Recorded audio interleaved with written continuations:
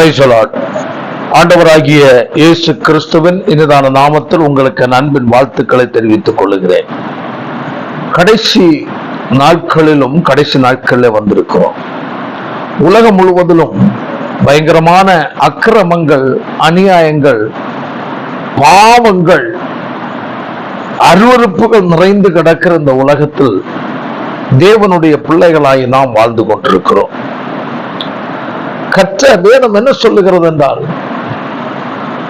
நாம் அவருக்கு சொந்தமானவர்களாய் இருக்கும்படிக்கு கர்த்தர் நம்மை மற்ற ஜனங்களை விட்டு பிரித்தெடுத்தார் என்று சொல்லப்பட்டிருக்கிறது. இன்னும் சொல்லப்பட்ட உலகத்திலிருந்து தேவன் தெரிந்து கொண்ட ஜனம், தெரிந்து கொண்டு தேவன் நம்மை இந்த உலகத்திலே வைத்திருக்கிறார். Price the Lord. வேதம் சொல்லுகிறது, இந்த பிரபஞ்சத்தின் ஏற்ற செயல்பாடுகள் வாழ்க்கை வாழக்கூடாது என்று சொல்லப்பட்டிருக்கிறது. காரணம், இந்த உலகத்திலிருந்து கர்த்தர் நம்மை பிரித்தெடுத்திருக்கிறார். நம்மை பிரித்து தேவன் இந்த உலகத்தில் நம்ம வைத்திருக்கிறார். தேவனுக்கு உரிய ஒரு சொத்தாக, தேவ ராஜ்யத்திற்கு என்று தெரிந்து கொள்ளப்பட்ட ஒரு கூட்டமாக தேவன் நம்ம வைத்திருக்கிறார். இஸ்ரவேல் ஜனங்களுடைய வாழ்க்கையில் பார்க்கும்போது அநேக சூழ்நிலைகள் எதிராக அவர்களுக்கு கடந்து வந்தது. அந்த நேரத்தில் கர்த்தரை நோக்கி கூப்பிட்டார்கள். வேதத்தில் 107 சங்கீதத்தில் 19 வசனம் இப்படி சொல்லுகிறது, தங்கள் ஆபத்திலே கர்த்தரை நோக்கி கூப்பிடுகிறார்கள், அவர்கள் இக்கட்டுக்கு அவர்களை நீங்களாக்கி ரட்சிக்கிறார். பாருங்கள், தேவனால் தெரிந்து கொள்ளப்பட்ட தேவனுடைய பிள்ளைகள் தேவனை நோக்கி கூப்பிட வேண்டியது அவசியம். இஸ்ரவேல் ஜனங்கள் போராட்டங்கள் வந்தது, கஷ்டங்கள் வந்தது, பலவிதமான துன்பங்கள், துயரங்கள் கடந்து வந்த போதிலும் அவர்கள் தேவனை நோக்கி கூப்பிட்டார்கள். எதற்காக? எங்களுக்கு விடுதலை வேண்டும் என்று சொல்லி கூப்பிட்டார்கள். அழைத்த கர்த்தர் மறந்து விடுவாரோ? அழைத்த கர்த்தர், தெரிந்து கொண்ட கர்த்தர் கைவிட்டு விடுவாரோ? அவருடைய ஜனங்கள் கூப்பிடும் போது அவர்களுக்கு அவர் பதில் அளிக்கிற தேவனாயிருக்கிறார். பாருங்க, சொல்லப்பட்டிருக்கிறது, தங்கள் ஆபத்திலே கர்த்தரை நோக்கி கூப்பிடுகிறார்கள், அவர்கள் இக்கட்டுக்கு அவர்களை நீங்களாக்கி ரட்சிக்கிறார். இக்கட்டான சூழ்நிலை மத்தியில தேவனுடைய ஜனம் தேவனை நோக்கி கூப்பிடுகிறது. கர்த்தருடைய வார்த்தையை கேட்கிற பிரியமான தேவனுடைய பிள்ளையே, உங்கள் வாழ்க்கையில் பலவிதமான போராட்டங்கள் மத்தியில் நீங்கள் கடந்து வரும்போது, கடந்து செல்லுகிற நேரத்தில் நீங்கள் ஒன்று புரிந்து கொள்ள வேண்டும், நான் தேவனால் தெரிந்து கொள்ளப்பட்டவன், நான் தேவனால் ரட்சிக்கப்பட்ட தேவனுடைய பிள்ளை, நான் உலகத்துக்குரிய நபர் அல்ல. Price the Lord. நான் கர்த்தரை நம்பி வாழ்கிறவன் என்றுள்ளதான ஒரு சிந்தை நமக்கு இருக்க வேண்டும். இஸ்ரவேல் ஜனங்கள் ஆபத்து நேரத்தில், போராட்ட நேரத்தில் தேவனை நோக்கி அவர்கள் கூப்பிட்ட போது கர்த்தர் அவர்களுக்கு மறு உத்தரவு கொடுத்து அவர்களை கர்த்தர் ரட்சித்தார், அவர்களை கர்த்தர் விடுவித்தார் என்று வேதத்தில் பார்க்கிறோம். பாருங்கள், அதனுடைய 20வது வசனத்தை வாசிக்கும் போது, அவர் தமது வசனத்தை அனுப்பி அவர்களை குணமாக்கி அவர்களை அழிவுக்கு தப்புவிக்கிறார் சொல்லப்பட்டிருக்கிறது. கர்த்தர் தம்முடைய வசனத்தை அனுப்புகிறார். யாருக்காக? தேவனால் தெரிந்து கொள்ளப்பட்ட தேவனுடைய பிள்ளைகளுக்காக. Price the Lord. அவருடைய வார்த்தை வீணல்ல. வேதம் சொல்லுகிறது, ஏசாயா 55 10-11 வாசிக்கும், மாரியும் உறைந்த மழையும் வானத்திலிருந்து இறங்கி என்று சொல்லப்பட்டிருக்கிறது. மழை வானத்திலிருந்து இறங்குகிறது. மழை வானத்திலிருந்து இறங்கி அவ்விடத்திற்கு திரும்பாமல் பூமியை நனைத்து அதில் முளை கிளம்பி விளையும்படி செய்து, விதைக்கிறவனுக்கு விதையையும் புசிக்கிறவனுக்கு ஆகாரத்தையும் கொடுக்கிறது எப்படியோ, அப்படியே என் வாயிலிருந்து புறப்படுகிற வசனமும் இருக்கும் என்று கர்த்தர் வேதம் சொல்லுகிறது. அன்பான தேவ பிள்ளைகளே, கர்த்தருடைய வார்த்தையை கர்த்தர் வானத்திலிருந்து பொழிகிற மழைக்கு, பனிக்கு ஒப்பிடுகிறார். Price the Lord. வானத்திலிருந்து மழை பூமியில் பொழிகிறது என்றாலே கட்டாயமாகவே அங்கு ஒரு செழிப்பு, சேமம் கட்டாயம் உண்டாகும். Praise the lord. ஆமென். தேசத்தில் மழை பெய்யவில்லை என்றால் வறண்டு போயிருக்கும். குடிக்க தண்ணி கிடைக்காது, விவசாயம் பண்ண முடியாது, மனிதர்களுக்கு கஷ்டம், மிருகங்களுக்கு கஷ்டம், எல்லாவற்றுக்கும் கஷ்டம். காரணம் என்ன? தண்ணீர் இல்லை. அதான் கர்த்தர் சொல்லுகிறார், ஹல்லேலூயா.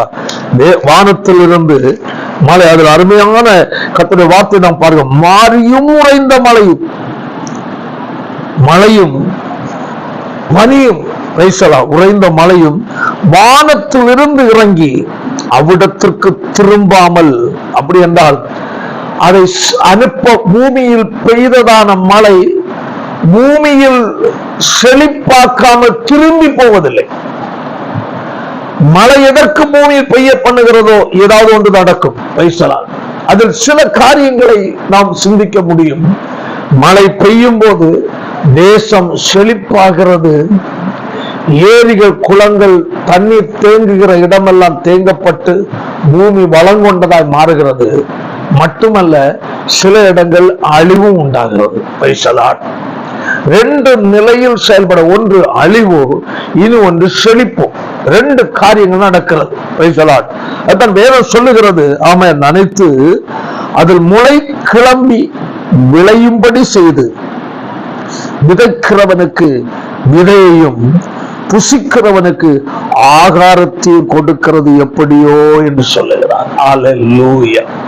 ஒரு மனுஷன் நிலத்தை உழுது பண்படுத்தி விதை விதைக்கும் போது அது வீண் ஆவதில்லை.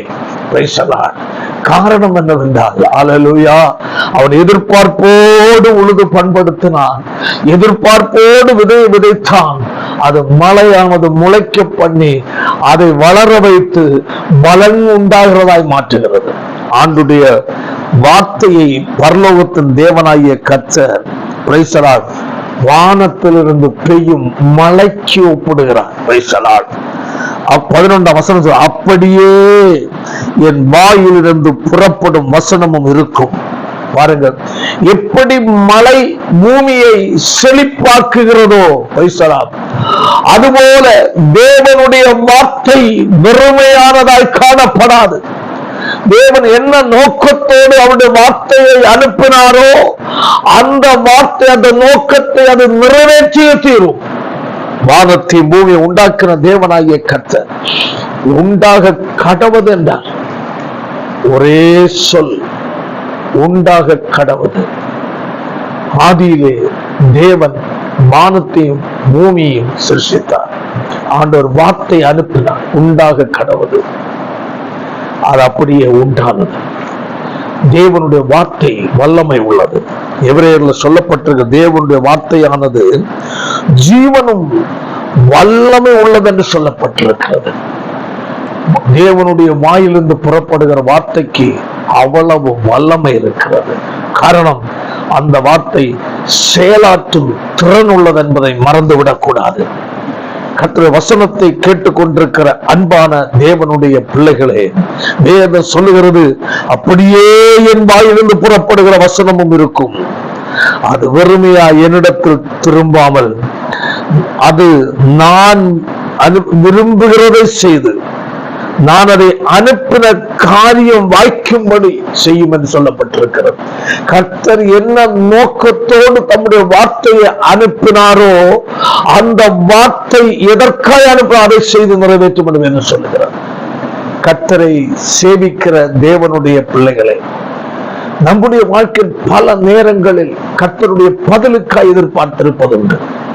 சில பிரச்சனைகளை முன்வைத்து, சில காரியங்களை கர்த்தர் முன்பதாக வைத்து, பலவிதமான பிரச்சனை மத்தியில், பல போராட்டங்கள் மத்தியில், பல நெருக்கங்கள் மத்தியில் தேவ சமூகத்தில் பதிலுக்காய் எதிர்பார்ப்போடு இருக்கிற நேரங்கள் உண்டு. இஸ்ரவேல் ஜனங்கள் தேவனை நோக்கி கூப்பிட்டார், அவர் ஆபத்திலே அவரை நோக்கி கூப்பிட்டார்கள். கர்த்தர் தம்முடைய வார்த்தையை அனுப்பினார். பிரச்சனைகள் மத்தியில், போராட்டங்கள் மத்தியில் வாழ்ந்து கொண்டிருக்கிற அன்பான தேவனுடைய பிள்ளைகளை, நான் என்ன செய்ய வேண்டும், அடுத்தது நான் என்ன செய்ய வேண்டும், எந்த பாதையில் செல்ல வேண்டும், நான் யார் மூலம் எனக்கு இந்த சில நன்மைகள் நடக்கும், கர்த்தர் எப்படி கிரியை செய்ய போகிறார், ஆண்டவரே இந்த விஷயத்தில் எனக்கு ஒரு பதில் தாரும் என்று சொல்லி ஒரு தேவனுடைய பிள்ளை தேவனை நோக்கி ஜெபித்துக் கொண்டிருக்கிறது உண்மை என்றால் இதோ கர்த்தர் தம்முடைய வார்த்தையை உங்களுக்கு நேராய் அனுப்புகிறார். வானத்திலிருந்து பெய்கிற மழை பூமியை நனைத்து பேசினார். ஆமென். அதனுடைய நனைத்து அதனுடைய விதைக்கிறவனுக்கு விதையை, ஆமென், புசிக்கிறவனுக்கு ஆகாரத்தை உண்டு பண்ணுகிறது. அதுபோல தேவனுடைய வார்த்தை இந்த பூமியில் பிரயாசப்படுகிற பாடுபடுகிற உங்கள் வாழ்க்கையில அற்புதத்தை கொண்டு வரும் என்பதில் எந்த சந்தேகமுமே இல்லை. அன்பான கர்த்தருடைய பிள்ளைகளை, பலவிதமான போராட்டங்கள் மத்தியில் வேதனையோடு துக்கத்தோடு காணப்படுகிறீர்களோ, இதோ தேவன் நம்முடைய வார்த்தையை அனுப்புகிறவராயிருக்கிறார். ஆண்டவர் நோக்கி கேளுங்கள், ஆண்டவரே என் பிரச்சனை மத்தியில் எனக்காக நிற்கிறியே செய்யும் அப்பா, ஒரு அற்புதத்தை செய்யும் என்று சொல்லி நீங்கள் மன்றாடுங்கள். குடும்ப காரியமா இருக்கலாம், குழந்தைகளுடைய காரியமா இருக்கலாம், அல்லது தொழில்பரமான காரியமா இருக்கலாம், அல்லது ஆவிக்குரிய வாழ்க்கையில் முன்னேற்றத்திற்குரிய காரியமா இருக்கலாம். ஹல்லேலூயா.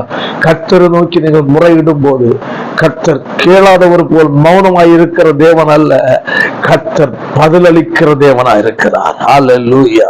ஏன்னா தேவனுடைய வார்த்தையானது ஜீவனும் வல்லமை உள்ளதா இருக்கிறது. ஆமென். பாருங்கள், அதனுடைய மத்தேயு 8வது அதிகாரம் 8ஆம் வசனத்தில் வந்து நிற்கிறான், பேசுறார். தன் வேலைக்காரனுக்காய் ஒரு எஜமான், ஆமென், ஒரு வார்த்தை மாத்திரம் சொல்லும், அப்பொழுது வேலைக்காரன் சொஸ்தமாவான் என்று. ஆமென். ஒரு வார்த்தைக்கு வந்து நிற்கிறான். அன்பான தேவ பிள்ளைகள், மனுஷ வார்த்தையை போல அல்ல தேவனுடைய வார்த்தை. தேவனுடைய வார்த்தை இல்லாததை உருவாக்கும் வல்லமை உள்ளது. ஆமென். லாசருவின் கல்லறைக்கு முன்பாய் மரித்தடக்கப்பட்டு 4வது நாள் இயேசு சென்று நிற்கிறார். அங்கு வந்திருந்த எல்லா ஜனங்களும் பார்த்தது, ஐயோ, இவர் இவ்வளவாய் நேசித்த குடும்பம், மரித்த டைமில் அவர் வர முடியவில்லை, அடக்கம் பண்ணி 4 நாட்கள் ஆன பிறகு வந்திருக்கிறார், துக்கம் விசாரிக்க வந்திருக்கிறார், கல்லறை அறையில் நின்று கொண்டிருக்கிறார். யூதர்களும் லாசருடைய குடும்பத்தார் எல்லாரும் அழுகிறார்கள். அவர்கள் அழுகிறதை பார்த்து இயேசுவும் அழுதார். இயேசு கண்ணீர் விட்டார் என்று சொல்லப்பட்டிருக்கிறது. பாருங்கள், இயேசு கண்ணீர் விட வேண்டும் என்றால் அவருடைய இருதயம் எவ்வளவு வேதனைப்பட்டிருக்க வேண்டும். அந்த லாசரு மேலும் அந்த குடும்பத்தார் மேல் இயேசு எவ்வளவு அன்பு வைத்திருக்க வேண்டும். ஜனங்கள் சுற்றி நிற்கிற ஜனங்கள் எல்லாரும் பார்த்தார்கள். எல்லாரும் பார்த்தவங்க நினைத்திருப்பார்கள், ஓ, எவ்வளவு துக்கப்பட்டிருக்கிறார், எவ்வளவு இருதயம் வேதனைப்பட்டு நினைத்திருப்பார்கள். யாரும் எதிர்பார்க்கவில்லை. ஆமென். கல்லை புரட்ட சொன்னார். ஆமென். கல்லை புரட்டினாங்க. ஆமென். ஒரே ஒரு வார்த்தை, லாசருவே வெளியே வா. பாருங்கள், தேவனுடைய வார்த்தை நாற்றமடைத்ததான ஒரு பிணம் இருக்கிற கல்லறைக்குள் கடந்து செல்லுகிறது. தேவனுடைய வார்த்தை, ஆமென், அதாவது அழுகி போன சடலம் இருக்கிற எலும்புகளால் நிறைந்த அந்த கல்லறைக்குள் பாய்ந்து செல்கிறது. ஒரே ஒரு வார்த்தை அவனை உயிரடைய பண்ணுகிறது, உயிரோடு எழுப்பினது. எவ்வளவு ஆச்சரியம் பாருங்கள். ஆமென். தேவனுடைய வார்த்தைக்கு அவ்வளவு பெரிய வல்லமை இருக்கிறது. ஆமென்.